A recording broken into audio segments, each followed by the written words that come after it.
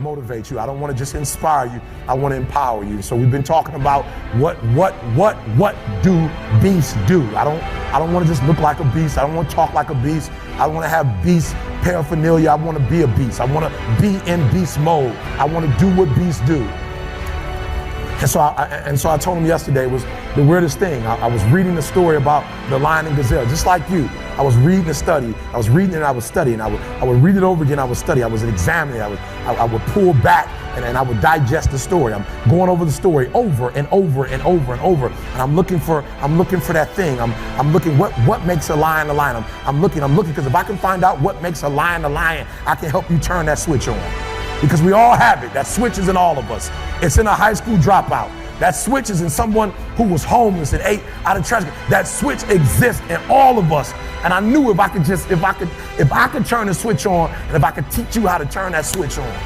And so I'm reading the story and I'm asking myself, okay, Eric, what are the similarities? And the similarities are every single day in Africa. Woo, I love it. Every single day in Africa, I love it. It doesn't make a difference. It doesn't make a difference if you're a lion or a gazelle. When the sun comes up, I love it. If you're a gazelle, you wake up with this notion that I must outrun the lion if I'm going to survive. Listen to me. I don't know what your business is. I don't know what you're trying to do personally, but there's something you're going to have to outrun.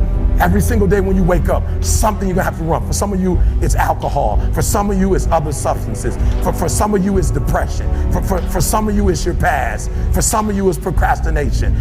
For some of you, your inability to stick with something, to start and finish. For some of you, you can't execute. I don't know what it is, but every single day, like that gazelle, you're gonna wake up and boom, you're gonna have to run from something. That's something you're gonna have to get away from to survive. And that's all the gazelle is doing. He's running from the lion because he's trying to survive.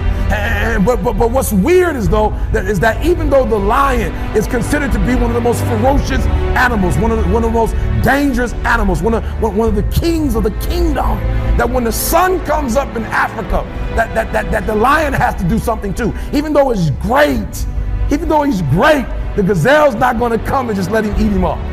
He's going to have to chase that gazelle down. He's going to have to kill that gazelle. So when I read it, that's the similarity.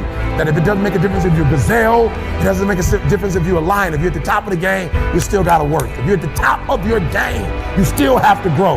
If you're at the top of your game, what I know about you, if you're at the top of your game, there's still room for improvement. You can still get bigger. You can still get better. You can still be bolder.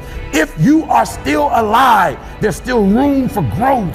There's still room to grow and be better. And so it says it doesn't make a difference in the safari. In Africa, it does not make a difference when the sun comes up. Boom! You better get to running. And so I studied. I said, what's the difference? What's the difference? And I noticed that the gazelle is running. And I asked myself, what's the difference? And I got it. The gazelle is running. The gazelle is afraid. The gazelle understands that if it does not stop running, or if it stopped running, it's going to die. But I watched it long enough and I saw the gazelle stop and I said, ooh, I get it. It's not being chased. It's not being pushed.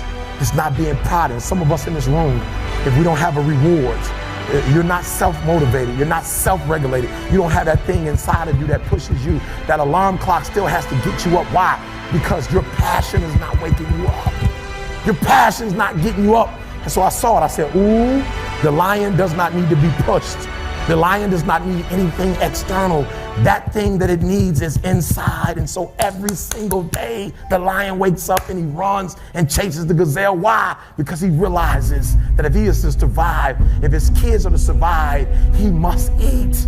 And so you got to do me a huge favor. You got to get to the point where you don't need a car anymore. You don't need a house anymore. You don't need to be pushed by anybody anymore.